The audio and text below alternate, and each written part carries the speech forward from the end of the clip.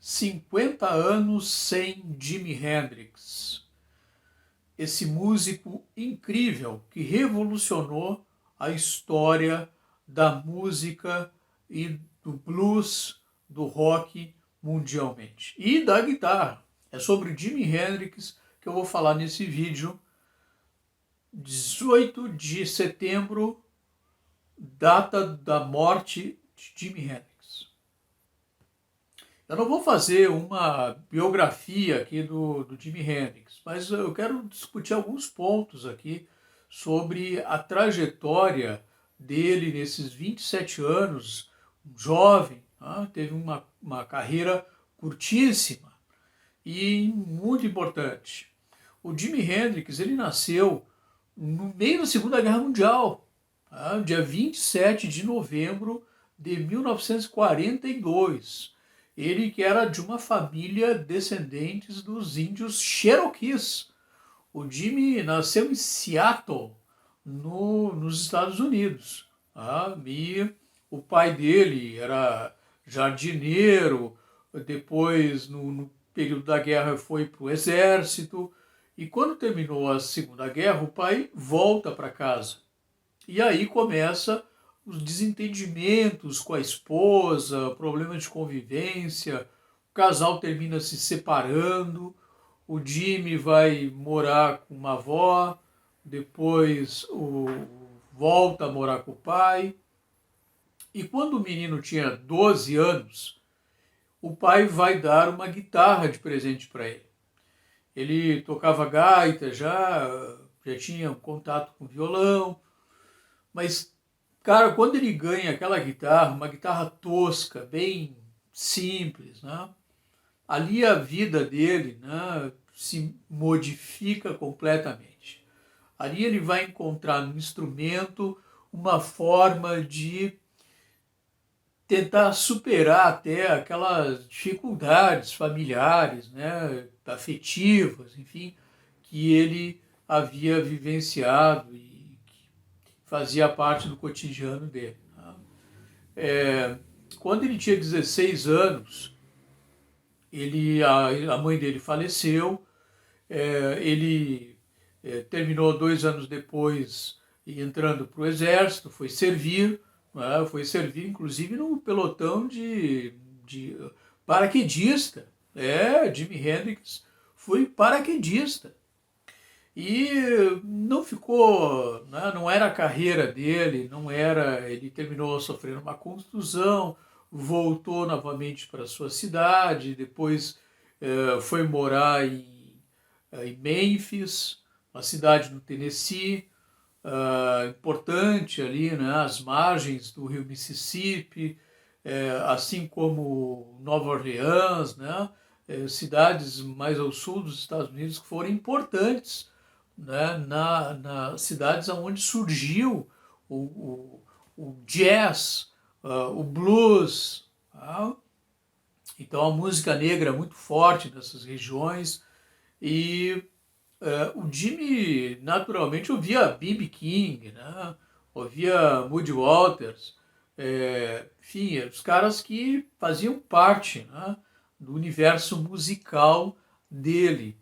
E ali ele foi formando alguns grupos e tal, tocando, e foi, inclusive, ser músico de apoio de artistas famosos naquele momento, entre eles o pai do rock and roll, o Little Richard. Exatamente. O Jimi Hendrix foi músico de apoio da banda do Little Richard. Mas o cara era tão incrível, ele tinha uma performance no palco tão fantástica, uma coisa tão natural para ele, que ele terminava ofuscando o artista principal.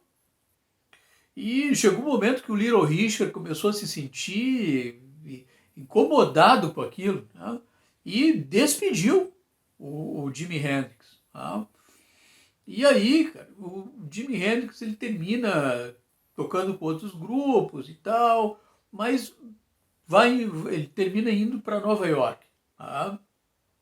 Então ele se muda para Nova York e em Nova York ele vai tocar num lugar chamado Café One. Esse lugar era um, um espaço assim muito badalado na época, né? Onde os artistas, músicos, né, iam, frequentavam, e entre eles a namorada do Keith Richards frequentava esse bar. E quando ela assistiu o Jimi Hendrix tocando, ela ficou impressionada. E aí ela disse, pô, eu vou ter que trazer o empresário dos Rolling Stones para ver esse cara. E ela fez de tudo para levar o empresário lá. E ele foi assistir uma das apresentações, e no final ele disse para ela, olha, realmente ele toca bem, toca muito bem, mas guitarrista não vende disco. Olha só, tá? O cara estava completamente errado, né? Porque perdeu ali de acertar um contrato, assinar um contrato com o Jimi Hendrix, né? E completamente errado, porque no primeiro disco lançado pelo Hendrix, em 1967, foi um sucesso de vendas absurdo. O cara vendeu muitos, milhões de cópias. Ficou 33 semanas o disco em Londres, na Inglaterra, ficou 33 semanas direto em segundo lugar. Que já vamos falar sobre isso. Então ali no Café One ele ficou tocando, né? E ali ele conheceu um outro guitarrista, o Frank Zappa. Foi o Frank Zappa que apresentou para o Jimmy os pedais de efeito, o One, né? O pedal depois ele usaria bastante, né? E hoje é muito comum, é normal os guitarristas tocarem com pedaleiras, né? Com uma série de pedais. Mas naquele momento, isso estava surgindo. Tá? Então, o Jimmy começou a usar os efeitos, começou a usar os pedais. Tá?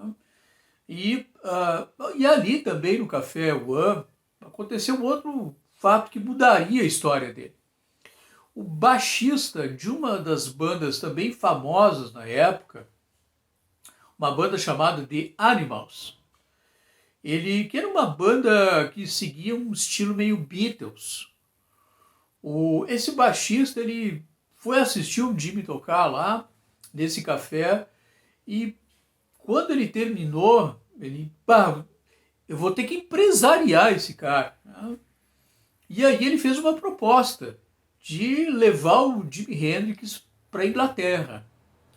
Porque a Inglaterra era o centro, naquele momento, era a cena da música, estava na Inglaterra, né? Nos pubs londrinos e tal. E o Jimmy aceitou com uma condição, que ele pudesse ser apresentado aos guitarristas que ele admirava, especialmente dois aqui, o Eric Clapton e o Jeff Beck. E ele foi para a Inglaterra, né, em 1966.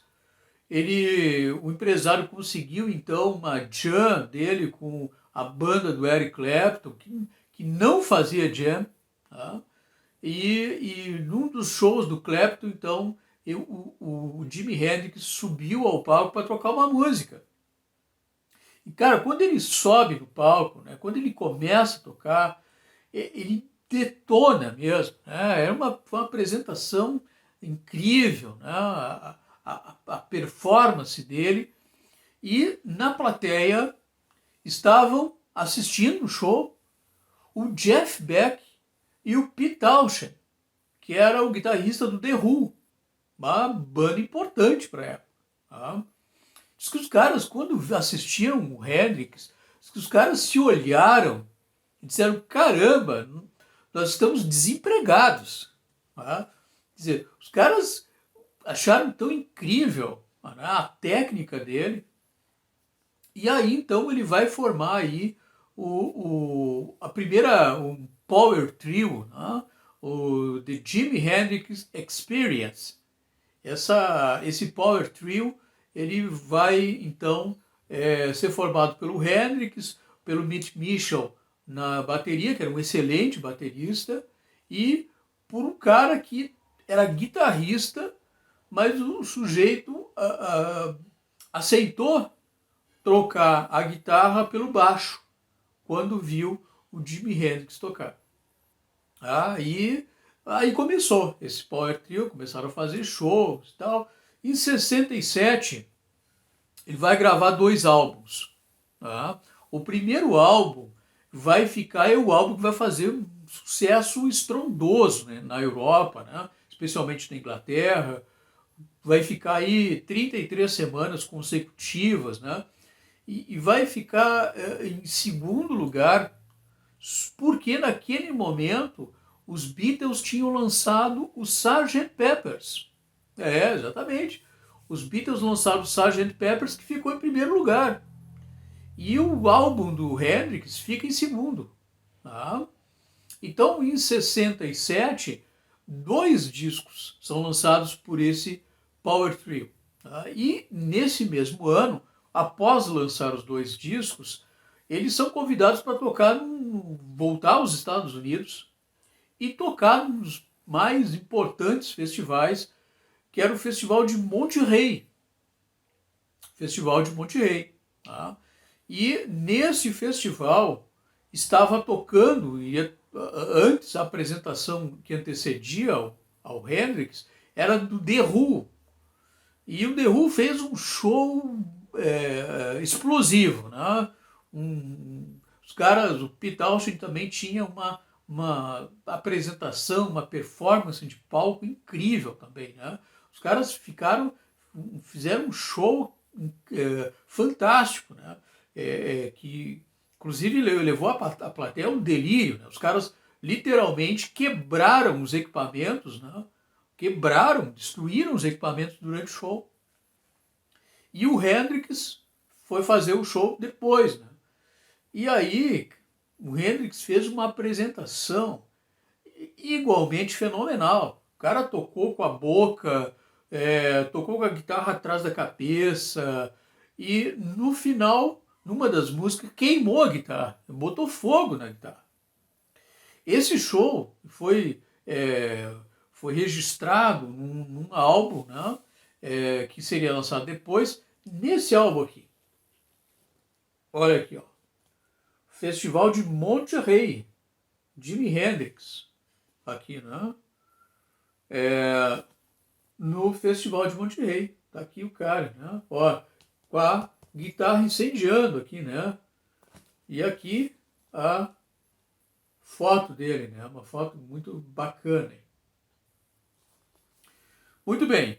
Então, em 68, eles entraram para o estúdio para gravar um terceiro álbum.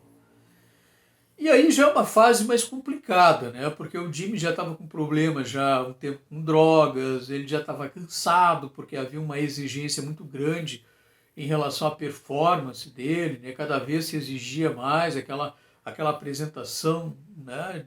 Daquela performance que ele fazia, do jeito de queimar a guitarra, de fazer isso, fazer aquilo. Isso já estava cansando um pouco ele.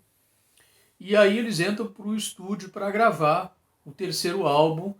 E o Jimmy nesse período já está umas neurose de perfeição, né?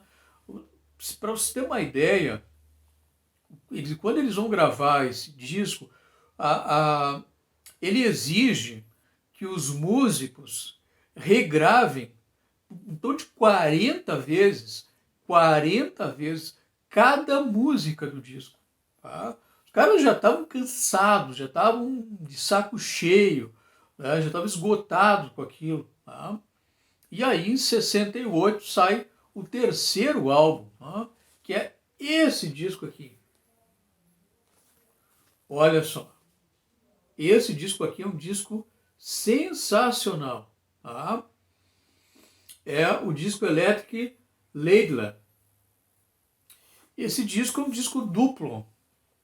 Olha, naquela época, final dos anos 60, não era qualquer músico que lançava um disco duplo. Tá? E aqui, olha que legal. Tá? Olha aí. Tá? um disco duplo. Esse aqui é uma prensagem de 2010, uma prensagem americana, e isso aqui, esse aqui vem inclusive com... E aí o diferencial do vinil, né? O vinil tem uma magia a mais, né? O vinil tem o encarte, né? Muitos, claro, não são todos, né? Tem um encarte. Olha que beleza de encarte desse disco aqui. Né? Aqui o trio, né? Aqui, ó, a foto do Jimmy. Esse aqui é uma verdadeira revista. Né? Aqui, por exemplo, ó, a gente tem o Jimmy tocando uma fly, uma guitarra, ó, num formato de V, né? Aqui as músicas, né, os rascunhos aqui das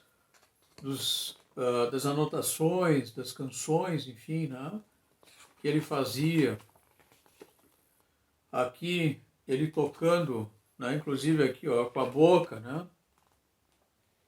as famosas apresentações, né, ó, as anotações, enfim, um belo material aqui que saiu com esse disco. Tá? Em 68, ele começa a construir em Nova York também um estúdio, tá? Chamado exatamente o título desse disco, Ladyland. Um estúdio que não era, na época, também não era qualquer um que tinha estúdio, né? Nem os Rolling Stones tinham um estúdio próprio. E o Jimi Hendrix começou a construir, levou 2 anos para construir um estúdio próprio. Tá? 69 é a data do lendário festival, aqui ó, de Woodstock. Em agosto de 69. E o Jimi Hendrix vai tocar aqui em Woodstock no dia 18 de agosto, já no final do festival. No dia 18 de agosto, ele já era uma manhã, já estava amanhecendo, né? Os músicos anteriores, os shows anteriores, eles tinham se atrasado e tal, e quando o Jimmy subiu no palco já com uma outra banda, né? Porque essa banda, o The Jimi Hendrix Experience, essa banda ela se desfez no início de 69. Tá? Inclusive o Mitch Mitchell continuou tocando um pouco mais com o Hendrix, mas quando ele vai para Woodstock, ele já monta outra banda para tocar com ele lá. Então, o show que ele faz na manhã do dia 18 de agosto de 69, muitas pessoas, inclusive, já tinham ido embora, né? Mas tinha em torno lá cerca de 300 mil pessoas assistindo esse show. E um show que ficou, segundo alguns críticos, ficou muito aquém da capacidade do Jimmy, tá? Mas é um show que ficou muito famoso por ele tocar o hino americano na guitarra.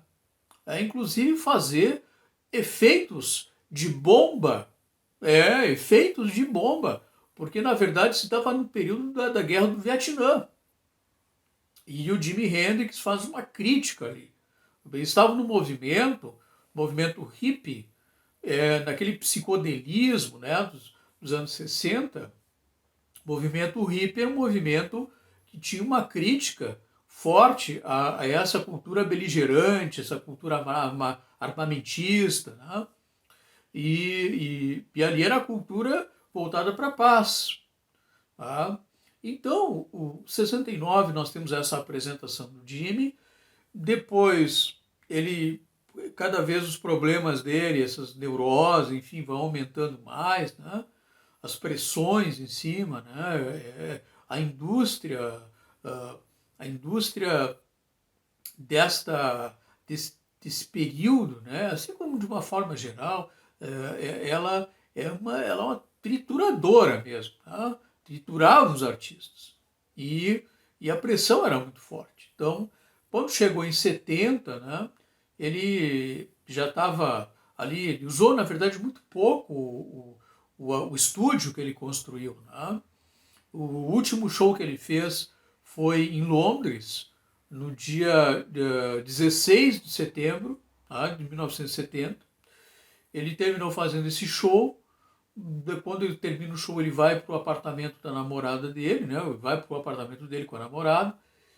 E ali, 2 dias depois, né, em 18 de setembro, então, ele, ele morre, né? De uma forma trágica, etc. Enfim, uma carreira curta, 27 anos, né? 2022, se estivesse vivo, Jimi Hendrix estaria completando 80 anos, tá? Seria um senhor idoso já. Tá? E a gente fica imaginando o que ele não teria feito se a carreira dele tivesse avançado mais. Tá? Com toda essa capacidade, com toda essa habilidade, essa técnica que ele tinha. Tá? Então a nossa singela homenagem a aos 50 anos da morte dessa figura incrível que trouxe uma contribuição fenomenal. Né? Todos os guitarristas depois dele, consciente ou inconscientemente, têm uma influência do Jimi Hendrix. Tá? Então, papo de música, 50 anos sem Jimi Hendrix. Grande abraço.